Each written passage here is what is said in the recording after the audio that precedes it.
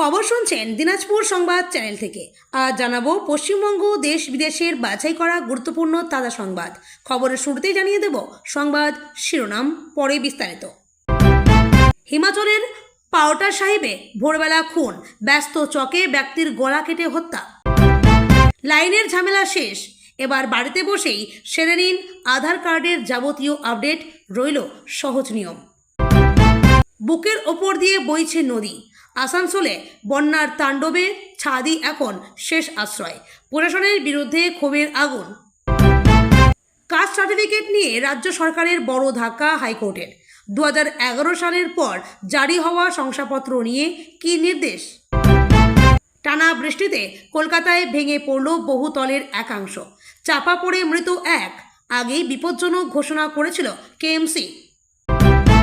সল্টলেকের গেস্ট হাউসে তরুণীকে ধর্ষণের অভিযোগ, মুম্বাই থেকে গ্রেপ্তার বীরভূমের পুলিশ কর্মী।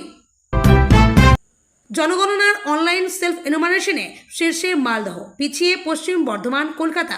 এবার কি করণীয়? রাম মন্দিরের প্রণামী চুরিতে জড়িত নন, ট্রাস্টের পদত্যাগী কর্তা চম্পতকে ক্লিনচিট দিল উত্তরপ্রদেশ সরকারের সিট।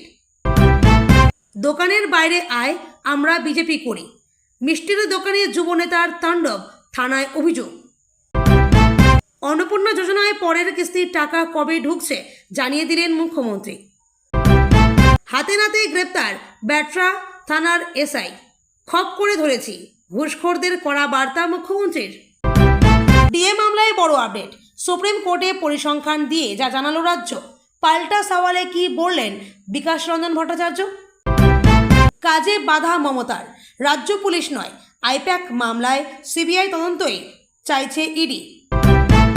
লাস্ট ডেটের মধ্যে এলপিজির ইকেওয়াইসি হয়নি, তাহলে কি বাতিল হয়ে যাবে গ্যাসের কানেকশন? জেনে নিন কি করবেন। আইপ্যাক মামলায় তদন্তকারী সংস্থা বাছাই নিয়ে জট, সুপ্রিম কোর্টের প্রস্তাবে আপত্তি ইডির। পটাশপুরে স্পিড বোটে বন্যা পরিস্থিতি পরিদর্শন, অবৈধ নির্মাণে বুলডোজার চালানোর হুঁশিয়ারি মন্ত্রীর। স্কুলের বাচ্চাদের আধার নিয়ে বড় খবর, 2 কোটির বেশি বায়োমেট্রিক আপডেট করল ইউআইডিএআই। বন্যা পরিস্থিতি দেখতে গিয়ে এমন কি নজরে পড়ল মন্ত্রী অগ্নিমিত্রার? চরম ক্ষুব্ধ, এবার বুলডোজার অ্যাকশন, 2 হাত তুলে আশীর্বাদ আমজনতার। ঝাড়খণ্ডে তরুণ প্রজন্মের ঐতিহাসিক জয়, বাতিল সমস্ত বিতর্কিত নিয়োগ পরীক্ষা, তারাপীঠে 15টি হোটেল সিল প্রশাসনের। তিমির গর্ভ নক্ষত্র সূর্যের চেয়ে 1 লক্ষ গুণ বড়, মহাশূন্যের বুকে অনন্য আবিষ্কার ভারতীয় যুবকের।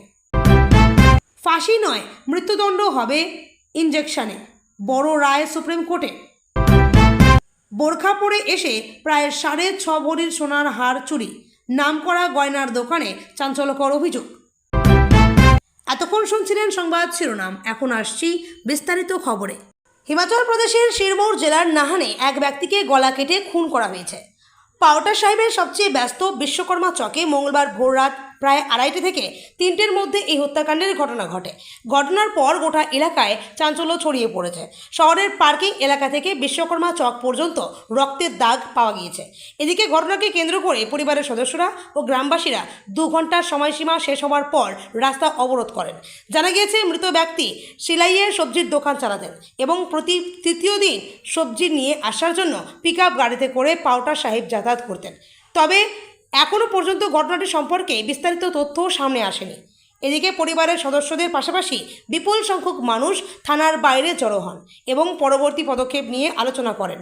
প্রাপ্ত তথ্য অনুযায়ী মৃতের পরিচয় ভাব সিং, তিনি শহিরামের ছেলে এবং সিরমৌর জেলার সিলাই তহসিলের আওতার আওয়াদ গ্রামের বাসিন্দা। জানা গিয়েছে কোনো কাজে ভাব সিং পাওটা সাহিবে এসেছিলেন। এই সময় রাত 2:30 থেকে 3টার মধ্যে অজ্ঞাত পরিচয়ে হামলাকারীরা বিশ্বকর্মা চকের কাছে ভাব সিংয়ের ওপর ধারালো অস্ত্র দিয়ে হামলা চালিয়ে তার গলা কেটে দেয়। হামলার পর অভিযুক্তরা ঘটনাস্থল থেকে পালিয়ে যায়। রক্তাক্ত অবস্থায় ভাব সিংকে দেখে স্থানীয় বাসিন্দারা সঙ্গে সঙ্গে পুলিশকে খবর দেন। নবনির্মিত পার্কিং এলাকাতেই এই বিবাদ হয়েছিল এবং মনে করা হচ্ছে ভাব সিং হেঁটে ঘটনাস্থলে পৌঁছেছিলেন। খবর পেয়ে পাওটা সাহিব থানার পুলিশ ঘটনাস্থলে পৌঁছে তদন্ত শুরু করেছে। বর্তমানে ঘটনা তদন্ত চলছে। পাউডার সাহেবের ডিএসপি মানবেন্দ্র ঠাকুরও ঘটনাস্থল পরিদর্শন করেছেন। পুলিশ এখন ঘটনাস্থলের আশপাশের সিসিটিভি ক্যামেরার ফুটেজ খতিয়ে দেখছে। উল্লেখ্য, রবিবার সোরন জেলার বদ্দিতে এক ব্যক্তি তার স্ত্রীকে খুন করে পালিয়ে গিয়েছিলেন। ঘটনার সময় অভিযুক্ত মদ্যপ অবস্থায় ছিলেন। পাউডার সাহেবের ডিএসপি মানবেন্দ্র ঠাকুর জানান, রাতে হাসপাতাল থেকে খবর পাওয়া গিয়েছিল এবং ঘটনাস্থলে পুলিশ রক্তের দাগ পেয়েছে। পার্কিং এলাকাতেও রক্তের দাগ পাওয়া গেছে। পুলিশ খুনের মামলা দায়ের করেছে। ডিএসপি জানান, কয়েকটি ক্যামেরা কাজ করছিল, আবার কয়েকটি খারাপ ছিল। ভাবসিং ফলের ব্যবসা করতেন এবং ঘটনাস্থল থেকে তার গাড়িও উদ্ধার হয়েছে। 2-3 ঘন্টা সময় দিয়েছে পুলিশ। পরিবারের সদস্যরা বলছে, ঘটনাস্থলে পৌঁছানো পরিবারের সদস্যরা জানান, পুলিশ তাদের 2-3 ঘন্টা সময় দিয়েছে এবং সিমলা থেকে একটি দলকে ডেকে পাঠানো হয়েছে। পরিবারের সদস্যরা বলেন, তারা দাবি করেছেন যে একটি সিট গঠন করা হয়েছে। 2-3 ঘন্টার মধ্যে পুলিশ যদি তাদের তদন্তের বিষয়ে জানায়, তাহলে তারা তাদের পঞ্চায়েত ও গ্রামবাসীদের সঙ্গে আলোচনা করবেন। তারা বলেন, পাউডার সাহেবে অনেক মানুষ কোনো ধরনের ভেরিফিকেশন ছাড়াই বসবাস করছেন। বর্তমানে তারা প্রশাসনের কাছে রয়েছেন, কারণ তাদের আশ্বাস দেওয়া হয়েছে যে শীঘ্রই এই ঘটনা সম্পর্কে সমস্ত তথ্য জানানো হবে। ভারতের নাগরিক জীবনে আধার কার্ড আজ এক অবিচ্ছেদ্য অংশ হয়ে উঠেছে।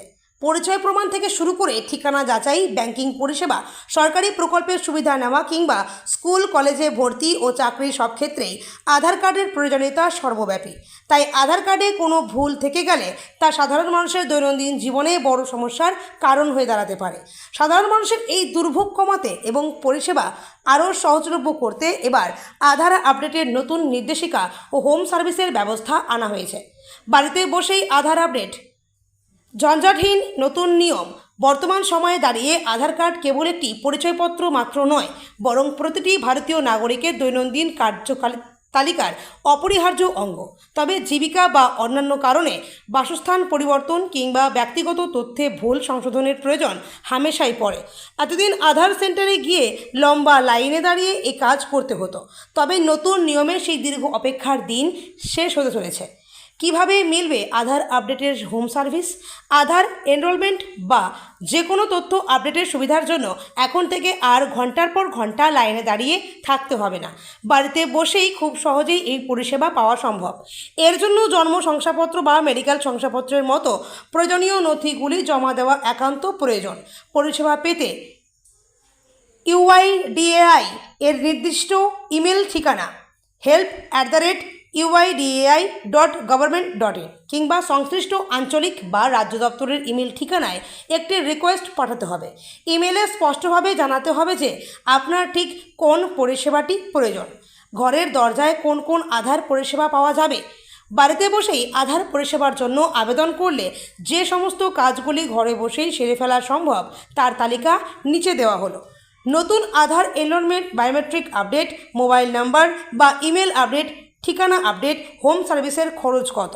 বাড়িতে বসে আধার পরিষেবার এই সুবিধা পাওয়ার জন্য নির্দিষ্ট হোম সার্ভিস চার্জ দিতে হয়। এই পরিষেবার জন্য 700 টাকা হোম সার্ভিস চার্জ ধার্য করা হয়েছে। পাশাপাশি আধার পরিষেবার জন্য যে নির্ধারিত ফি প্রযোজ্য, তার সঙ্গে এই অতিরিক্ত চার্জ নেওয়া হয়ে থাকে। ফলে সামান্য খরচে দীর্ঘ লাইনের ঝামেলা এড়িয়ে ঘরে বসেই আধার সংক্রান্ত কাজ মিটিয়ে নেওয়া এখন অনেকটাই সহজ। প্রবল বর্ষণে আসানসোলের বুক চিরে যাওয়া গারোই নদীর জলস্তর বিপদসীমা ছাড়িয়ে যাওয়ায় ভয়াবহ বন্যার কবলে পড়ল আসানসোলের রেলপার সহ বিস্তীর্ণ এলাকা।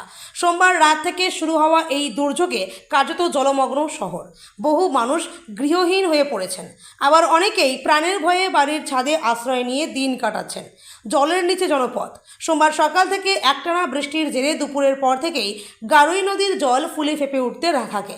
রাতে পরিস্থিতি ভয়াবহ আকার ধারণ করে।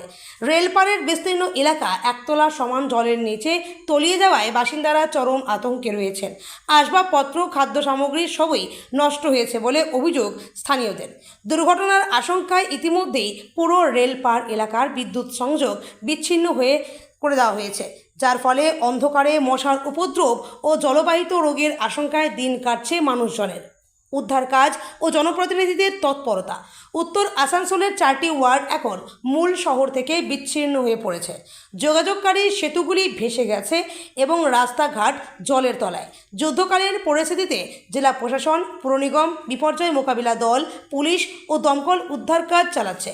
বহু মানুষের স্থানীয় ধর্মশালা ও স্কুলে সরিয়ে নিয়ে যাওয়া হয়েছে।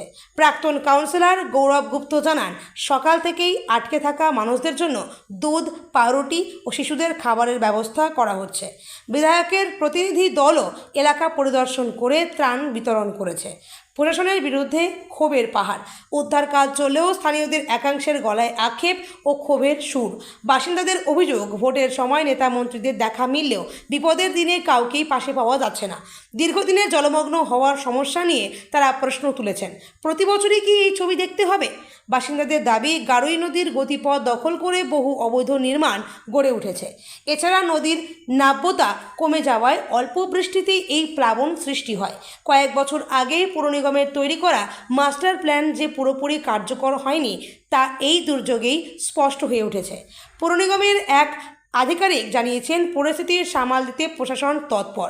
খুব দ্রুত পরিস্থিতির উন্নতি ঘটবে বলে আশা করা হচ্ছে। তবে নদীর সংস্কার ও দখলমুক্ত না করা পর্যন্ত আসানসোলের বাসিন্দাদের এই আতঙ্ক থেকে মুক্তির পথ কোথায়, সেটাই এখন বড় প্রশ্ন। রাজ্যে 2011 সালের পর থেকে ইস্যু হওয়া সমস্ত জাতিগত শংসাপত্র বা কাস্ট সার্টিফিকেট পুনর্যাচাইয়ের রাজ্য সরকারের সিদ্ধান্তে বড়সড় বাধা পড়ল। গত মে মাসে অনগ্রসর শ্রেণী কল্যাণ দপ্তরের জারি করা সেই বিজ্ঞপ্তির ওপর অবশেষে অন্তর্বর্তী স্থগিতাদেশ জারি করল কলকাতা হাইকোর্ট। ফলে পরবর্তী আইনি নিষ্পত্তি না হওয়া পর্যন্ত এসসি, এসটি এবং ওবিসি সার্টিফিকেট যাচাইয়ের প্রক্রিয়ায় আপাতত স্থগিতাদেশ বজায় থাকবে।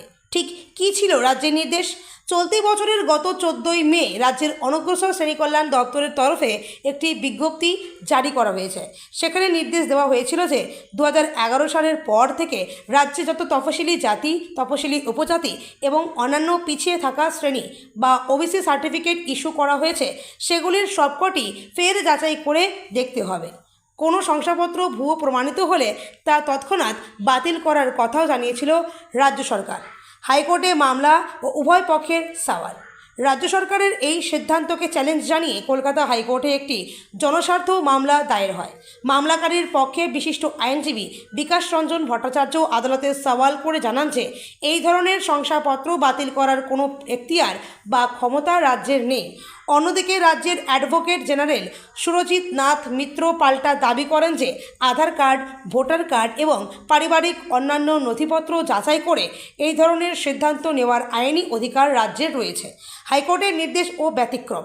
উভয় পক্ষের যুক্তিতর্ক শোনার পর হাইকোর্টের ভারপ্রাপ্ত প্রধান বিচারপতি তপব্রত চক্রবর্তীর ডিভিশন বেঞ্চ মে মাসের ওই বিজ্ঞপ্তির ওপর অন্তর্বর্তী স্থগিতাদেশের নির্দেশ দেয়। আদালত স্পষ্ট করে জানিয়েছে, মামলার চূড়ান্ত নিষ্পত্তি না হওয়া পর্যন্ত সামগ্রিকভাবে এসসি, এসটি ও ওবিসি সার্টিফিকেট যাচাই করা যাবে না। তবে এর পাশাপাশি আদালত একটি বিশেষ নির্দেশও দিয়েছে। উচ্চ আদালত জানিয়েছে, নির্দিষ্ট কোনো ক্ষেত্রে যদি কোনো সুনির্দিষ্ট অভিযোগ সরকারের কাছে আসে, তবে সংশ্লিষ্ট অভিযোগের ভিত্তিতে জেলার আধিকারিকরা তা তদন্ত করে যথাযথ সিদ্ধান্ত নিতে পারবেন। এক্ষেত্রে কোনো বাধা নেই। আদালতের এই রায়ের ফলে রাজ্য জুড়ে শংসাপত্র পুনর্যাচাইয়ের প্রক্রিয়া আপাতত থমকে গেল। টানা ভারী বৃষ্টিতে মঙ্গলবার 7 সকালে কলকাতায় মর্মান্তিক দুর্ঘটনায় প্রাণ হারালেন এক মহিলা। জোড়াবাগানের ব্রজদুলাল স্ট্রিটে 200 বছরের পুরনো ও বিপজ্জনক একটি 3তলা বাড়ির একাংশ হুড়মুড়িয়ে ভেঙে পড়ে। এই দুর্ঘটনায় ধ্বংসস্তূপে চাপা পড়ে ঘটনাস্থলে মৃত্যু হয় উর্মিলা সাউ নামের এক মহিলার। ঘটনার সময় বাড়িতে থাকা অন্য 19 জন বাসিন্দা আটকে পড়লেও দ্রুত উদ্ধার কাজ শুরু হওয়ায় বড়সড় বিপর্যয় এড়ানো সম্ভব হয়েছে। ভোর রাতে হঠাৎ বিপর্যয় পুলিশ সূত্রে জানা গেছে, ঘটনাটি ঘটে ভোর 4টে নাগাদ 31শে নভেম্বর ব্রজদুলাল স্ট্রিটের ওই পুরনো বাড়িতে। প্রত্যক্ষদর্শীদের মতে, ভোরবেলা বাড়ি থেকে বাইরে বেরোতেই বাড়িটির একটি ঝুলন্ত অংশ ভেঙে উর্মিলা সাউয়ের মাথার ওপর পড়ে। বিকট শব্দ পেয়ে আশেপাশের মানুষজন ছুটে আসেন। দেখা যায় ধ্বংসস্তূপের নিচে চাপা পড়ে রয়েছেন ওই মহিলা এবং বাড়ির পেছনের অংশে আটকা পড়েছেন এক বাকি বাসিন্দারা। উদ্ধার কাজ ও স্থানীয়দের তৎপরতা প্রশাসনের পৌঁছানোর আগেই স্থানীয় বাসিন্দারাই উদ্ধার কাজে হাত লাগান। বাড়ির পেছনের সরু গলি ও একমাত্র সংকীর্ণ গেট ব্যবহার করে তারা একে একে 16 জন আটকে পড়া বাসিন্দাকে সুরক্ষিতভাবে বের করে আনেন। উদ্ধার হওয়া ব্যক্তিদের মধ্যে মৃতার স্বামী ও 2 সন্তানও রয়েছেন। পরবর্তীতে ঘটনার খবর পেয়ে দ্রুত পৌঁছায় জাতীয় বিপর্যয় মোকাবিলা বাহিনী। তারা বাকিদের উদ্ধার করে পরিস্থিতি নিয়ন্ত্রণে আনে। সল্টলেকের একটি গেস্ট হাউসে এক তরুণীকে ধর্ষণের অভিযোগে রাজ্য পুলিশের এক এএসআইকে গ্রেপ্তার করল বিধাননগর পূর্ব থানার পুলিশ। অভিযুক্ত পুলিশ কর্মী বীরভূমের নলহাটি থানায় কর্মরত ছিলেন। অভিযোগ ওঠার পর থেকেই তিনি পলাতক ছিলেন। শেষ পর্যন্ত গোপন সূত্রে পাওয়া খবরের ভিত্তিতে মুম্বাইয়ের বান্দ্রা এলাকা থেকে তাকে গ্রেপ্তার করা হয়। পরে ট্রানজিট রিমান্ডে অভিযুক্তকে কলকাতায় নিয়ে এসে মঙ্গলবার বিধাননগর আদালতে পেশ করা হয়েছে। পুলিশ এবং স্থানীয় সূত্রে জানা গিয়েছে, ঘটনাটি ঘটে চলতি বছরের 19 জুন। অভিযোগ, সল্টলেকের সিএল ব্লকের একটি গেস্ট হাউসে ওই তরুণীকে নিয়ে গিয়ে ধর্ষণ করেন অভিযুক্ত এএসআই। ঘটনার পর জুলাই মাসে বিধাননগর পূর্ব থানায় লিখিত অভিযোগ দায়ের করেন তরুণী। অভিযোগ পাওয়ার পরই তদন্ত শুরু করে বিধাননগর পুলিশ। ঘটনার সঙ্গে যুক্ত বিভিন্ন দিক খতিয়ে দেখতে শুরু করে তদন্তকারীরা। পুলিশ সূত্রে খবর, অভিযোগ দায়ের হওয়ার পর অভিযুক্ত এএসআই আগাম জামিনের আবেদন করেছিলেন, কিন্তু আদালতের দেওয়া শর্ত এবং নির্দেশ মেনে চলার পরিবর্তে তিনি আত্মগোপন করেন বলে অভিযোগ। এরপর তার সন্ধান পেতে তল্লাশি শুরু করে পুলিশ। অভিযুক্ত যেহেতু বীরভূমের নলহাটি থানায় কর্মরত ছিলেন, তাই তাকে খুঁজে বের করার জন্য বীরভূম জেলা পুলিশের সঙ্গেও নিয়মিত যোগাযোগ রাখছিলেন বিধাননগর পূর্ব থানার তদন্তকারীরা। এরপর দীর্ঘদিন ধরে খোঁজ চালানোর মধ্যেই তদন্তকারীদের কাছে আসে গুরুত্বপূর্ণ সূত্র। পুলিশ জানতে পারে অভিযুক্ত মুম্বাইয়ের বান্দ্রা এলাকায় আত্মগোপন করে রয়েছেন। খবর পাওয়ার পর আর দেরি করেননি তদন্তকারীরা। বিধাননগর পুলিশের একটি বিশেষ দল মুম্বাইয়ের উদ্দেশ্যে রওনা দেয়। সোমবার সেখানে অভিযান চালিয়ে অভিযুক্ত এএসআইকে গ্রেপ্তার করা হয়। এখন তদন্তকারীদের মূল লক্ষ্য ঘটনার সম্পূর্ণ প্রেক্ষাপট খতিয়ে দেখা। কিভাবে এই তরুণীকে সল্টলেকের গেস্ট হাউসে গিয়ে নিয়ে যাওয়া হয়েছিল, ঘটনার নেপথ্যে ঠিক কী কারণ ছিল এবং এই ঘটনায় আর কেউ জড়িত ছিল কিনা, সে সমস্ত বিষয় জানতে অভিযুক্তকে জিজ্ঞাসাবাদ করতে চাইছে পুলিশ। অভিযুক্ত পুলিশ কর্মী দীর্ঘদিন আত্মগোপনে থাকায় তদন্তের স্বার্থে তার কাছ থেকে আরও তথ্য পাওয়ার চেষ্টা করেছেন তদন্তকারীরা। পাশাপাশি অভিযোগ দায়ের হওয়ার পর তার পালিয়ে যাওয়ার পরিস্থিতি এবং আদালতের নির্দেশ ও শর্ত অমান্য করার অভিযোগও তদন্তের আওতায় রয়েছে। শেষ হয়েছে জনগণনায় অনলাইনে সেলফ এনুমারেশন পর্ব। এবার বাড়ি বাড়ি গিয়ে যাচাইয়ের কাজ করবেন জনগণনার সঙ্গে যুক্ত কর্মীরা। গত 1 আগস্ট থেকে শুরু হওয়া সেলফ এনুমারেশনে রাজ্য সবচেয়ে এগিয়ে রয়েছে মালদহ জেলা। জেলার মোট হাউস হোল্ড বা বাড়ির 96.39% সেলফ এনুমারেশন সেরে ফেলেছে। তাৎপর্যপূর্ণভাবে এই কাজে সবথেকে পিছিয়ে রয়েছে পশ্চিম বর্ধমান জেলা।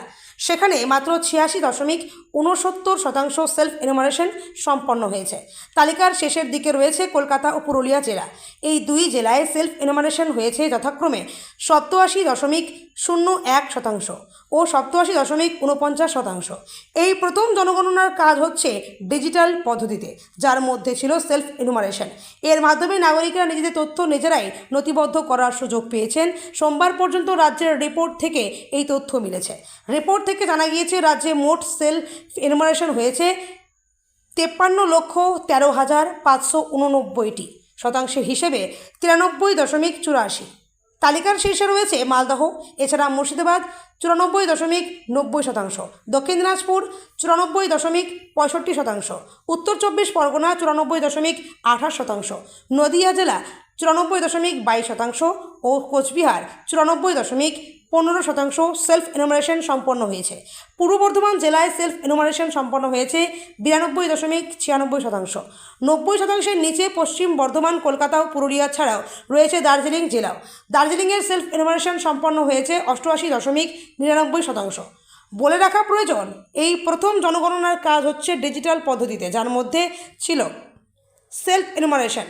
এর মাধ্যমে নাগরিকরা নিজেদের তথ্য নিজেরাই নথিবদ্ধ করার সুযোগ পেয়েছেন, আর তা সবটাই হয়েছে অনলাইনের মাধ্যমে।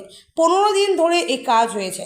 তাৎপর্যপূর্ণভাবে এই কাজে সব রাজ্য এবং কেন্দ্রশাসিত অঞ্চলের মধ্যে পশ্চিমবঙ্গ এখনও পর্যন্ত শীর্ষস্থানে রয়েছে। রবিবারই স্বরাষ্ট্র এবং পার্বত্য বিষয়ক দপ্তরের তরফে এই সংক্রান্ত পরিসংখ্যান তুলে ধরা হয়। কিন্তু এবার কি করণীয়? সূত্র সূত্র বলছে, সিটের চূড়ান্ত রিপোর্টে চম্পতের পাশাপাশি ট্রাস্টের প্রাক্তন সদস্য অনিল মিশ্রকেও ক্লিন চিট দেওয়া হয়েছে সিটের রিপোর্টে। অযোধ্যার রাম মন্দির ট্রাস্টের প্রাক্তন সাধারণ সম্পাদক চম্পত রায়কে প্রণামী দুর্নীতিকাণ্ডে ক্লিন চিট দিল বিশেষ তদন্তকারী দল। দুর্নীতিকাণ্ডের তদন্তের জন্য এই সিট গঠন করেছিল উত্তরপ্রদেশ সরকার। সূত্রের খবর, তাদের চূড়ান্ত রিপোর্ট খতিয়ে দেখেছে রাজ্যের স্বরাষ্ট্র দপ্তর। তারা সোমবার সেই রিপোর্ট শ্রীরাম জন্মভূমি তীর্থক্ষেত্র ট্রাস্টের হাতে তুলে দিয়েছে। রিপোর্টের ভিত্তিতে পরবর্তী পদক্ষেপ করবে ট্রাস্ট। একটি সূত্র বলছে, সিটের চূড়ান্ত রিপোর্টে চম্পতের পাশাপাশি ট্রাস্টের প্রাক্তন সদস্য অনিল মিশ্রকেও ক্লিন চিট দেওয়া হয়েছে। তারা দুর্নীতিতে জড়িত নন বলে খবর। প্রণামী দুর্নীতির বিষয়টি প্রকাশ্যে আসার পরে চম্পত এবং অনিল দুজনেই ইস্তফা দিয়েছিলেন। সুপ্রিম কোর্টের তত্ত্বাবধানে নতুন একটি সিট গঠন করা হয়েছে। তারা এখনও তদন্ত করছে। গত 7 জুন প্রথম রাম মন্দিরের প্রণামী চুরির ঘটনা প্রকাশ্যে আসে। বিষয়টি নিয়ে শোরগোল শুরু হলে উত্তরপ্রদেশের মুখ্যমন্ত্রী আদিত্যনাথ জানান, এই ঘটনার পূর্ণ তদন্ত হবে। গঠন করা হয় উত্তরপ্রদেশ পুলিশের বিশেষ তদন্তকারী দল। এখনও পর্যন্ত এই ঘটনায় 8 জনকে গ্রেপ্তার করা হয়েছে। সিটের নেতৃত্বে রয়েছেন লখনউয়ের ডিভিশনাল কমিশনার বিজয় বিশ্বাস পন্থ। গত 23 জুন সিট তাদের প্রাথমিক তদন্ত রিপোর্ট জমা দেয় উত্তরপ্রদেশের অতিরিক্ত মুখ্য সচিব সঞ্জয় প্রসাদের হাতে। এবার চূড়ান্ত রিপোর্ট ট্রাস্টের হাতে তুলে দিয়েছে উত্তরপ্রদেশের স্বরাষ্ট্র দপ্তর। প্রাথমিক তদন্তে পুলিশ জানতে পেরেছে, গত 2 বছরে ভক্তদের দেওয়া প্রণামীর কয়েক কোটি টাকা লুট হয়েছে। রাম মন্দিরের কর্মচারী, এমনকি মন্দিরের ট্রাস্টের সদস্য ও পদাধিকারীদের একাংশ এতে জড়িত থাকতে পারেন বলে ধারণা সিটের। ধৃতেরা সকলেই দানের টাকা গোনার কাজে যুক্ত ছিলেন। জুনের শেষ সপ্তাহে প্রণামী নিয়ে অনিয়মের অভিযোগের তদন্তে 8 জন গ্রেপ্তার হওয়ার পর ট্রাস্টের সাধারণ সম্পাদক পদ থেকে পদত্যাগ করেন চম্পত। একই সময়ে ট্রাস্টি পদ থেকে ইস্তফা দেন অনিল মিশ্র।